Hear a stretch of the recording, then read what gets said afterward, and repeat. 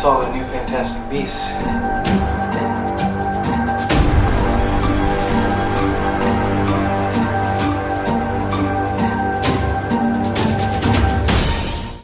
Hey everyone, today I wanted to talk a little bit about camera basics. On my last video, I talked about shooting manually, so I thought today I would go over three of the just the basic settings for your camera. So we're going to talk about your ISOs, your apertures, and your shutter speed, and what each of those things are going to do to your image for photography and videography. So it's really important to know what each of these things does, because you really want your picture or video to look as close as you can to how you want it to turn out in the end. That way when you're editing, depending on what you have to change, you're not losing image quality, adding grain, all that kind of stuff, trying to adjust your picture how you want it. You want it to look as good as it can be out of camera. For the most part, how these settings affect your photo and your video are pretty much the same. The only real difference is with shutter speed. There's kind of a rule for videos on how to do the shutter speed. So that's just kind of something we'll talk about separate. But for the most part, everything else is going to affect your photos and videos kind of in the same way.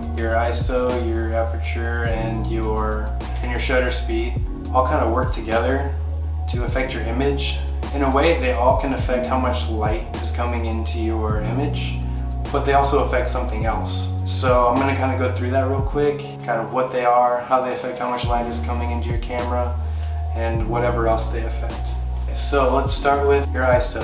So what this is it's your camera's sensitivity to light. There's a bunch of sensors in your camera, and basically when you turn your ISO up, it is making those sensors more sensitive to light. And the lower your ISO, the less sensitive it is to light. So simplified is the lower your ISO, the darker your picture is going to be, the higher your ISO, the brighter your picture is going to be. In low light settings, you're going to bump your ISO up. If it's really bright outside, you're going to want your ISO as low as you can. One thing to look out for is that once you start bumping that ISO up, you're going to start introducing more and more noise, more and more like grain into your picture. So it's going to look all pixelated. So a lot of times you're taking pictures at night and then you finally put them in your computer to edit them, whatever, and they look all grainy.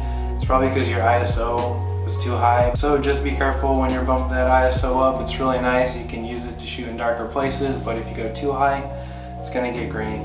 And the same thing goes with video in these settings. The higher your ISO, the brighter your video is going to be. The lower your ISO, the less noise is going to be in your picture. So you might ask, how do I get the picture that I want without introducing noise or whatever?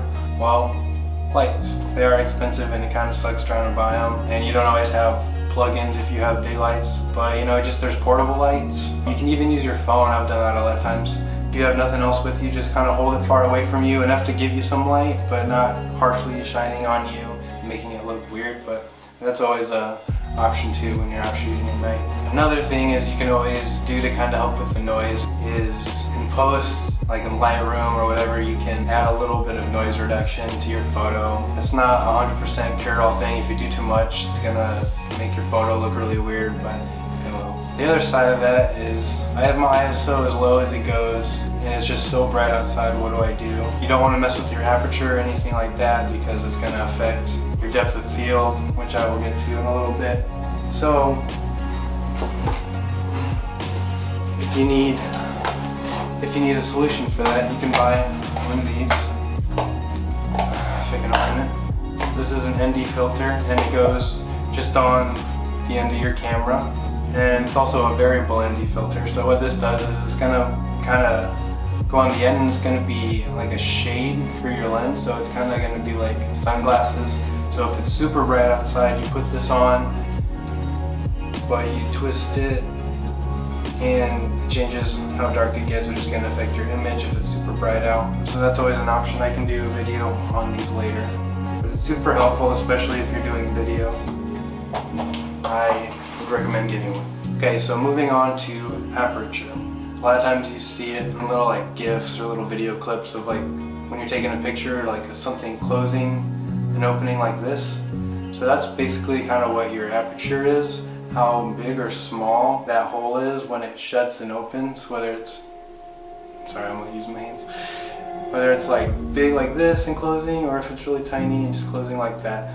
So that's what your aperture is going to be. And this is where it gets kind of confusing. So a small aperture actually means that you have your lens as wide open as it'll go. Having a low aperture what did I say? Having a high aperture means that your aperture is actually super small.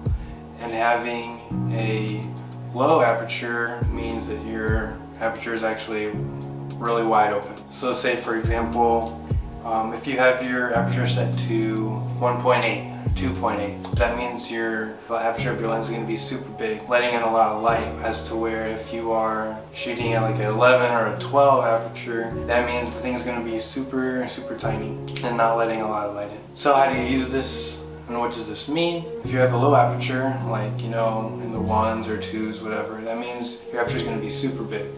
Okay? What that's going to do is it's going to allow a lot of light to come into your camera. It's going to brighten your image. Also on top of that, it's going to create a more shallow depth of field. So that means the back's going to be blurred out more compared to your subject. It's going to create a bokeh effect, as to where if you're shooting with a high aperture, that means your hole is going to be really small, and then everything is going to be in focus. So a lot of times higher apertures are used for landscape photography. That way everything is in focus, as to where low apertures can be used in portraits, stuff like that. So it gives you that nice crisp person with that really blurred background. So what other things can this be used for? A lot of long exposure photos. It doesn't have to be at night, but a lot of times you use long exposure at night. If you put your camera on a tripod, and this is combined with shutter speed, which I'll get to in a second, but if you have it on your tripod and you shoot at a really high aperture, and that means your hole is really small, and you set your shutter speed really long, or at bulb, that's going to allow you to take in less light. So if you have your shutter speed set super high and like 20 seconds, 30 seconds, that way not a lot of light is coming in those 30 seconds. That way when you get your final photo, it's not completely blown out, if that makes sense. Hopefully that makes sense. So in terms of video, aperture is the same as photos. The lower, the more blurred the background's going to be. When you watch movies focused on people, it's really blurred out in the background, especially on close-ups. But yeah, that's what aperture does. It's the same thing for photo and video also. Okay, so now we are coming to shutter speed. So this is where there's a difference between the photo and video side of things. Well, there is and there isn't. It is the same thing in both of them, but there's a rule for video. So basically what shutter speed is how long your shutter is open when you're taking the photo, or how fast it's going to click. So if you have a high shutter speed, that means there's going to be less blur in your photo. So let's take a look at the photo side of things. So a higher shutter speed means the faster it's going to go, and that means there's going to be less blur, because it's going to be going so fast that when you're moving, it's going to be so precise that there's going to be less blur in your photo. Whereas if you do slower shutter speed, it's going to take longer, and so when you're moving through the photo, you're going to look blurry. So if you're doing sports, things like that, you're going to want a high shutter speed, and if you're not, then you might be able to lower it down, because once again, shutter speed is going to affect your light also. If you have a high shutter speed, it's going so fast, not a lot of light is going to be getting into that sensor, where if you have a long shutter speed, a lot of light's going to be coming in. So that's kind of going back to the long exposure photos. Set it up on a tripod. If you have a long shutter speed, which means it's going to be taking the picture for a really long time, you want your aperture, really small. That way it's going for so long, it's letting so much light come in. However long your shutter speed is open, it's how much light is going to be coming into your photo. So if you have a high shutter speed, a little bit of light's coming in. Low shutter speed, a lot of light is going to be coming in.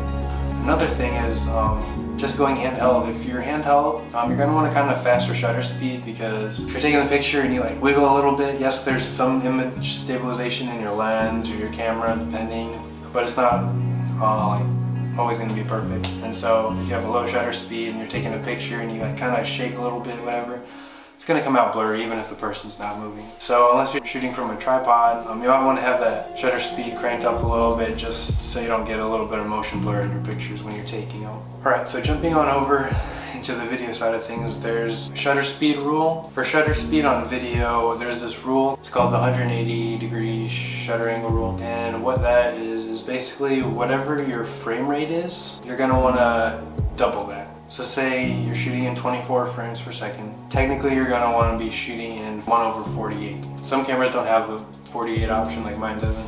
So you shoot in the next closest thing, so that'd be 50. If you're shooting in 60 frames per second, you're going to want to be at 1/120. you're gonna be at 120, you're gonna be at 1/240. Just wanna always keep that rule, because what that's doing is letting your motion blur look the most natural and normal in your video. So if you over crank and make your shutter speed too fast, that's going to, kind of like the photos, there's going to be less blur in it, but what your eye sees is it looks weird because there's like no blur in your movement. So you can use this, but it's kind of a stylized technique. So they use it in Saving Private Ryan, I think, when they're storming the beaches. It's got this real gritty kind of look to it. It's just kind of a stylized feel to it.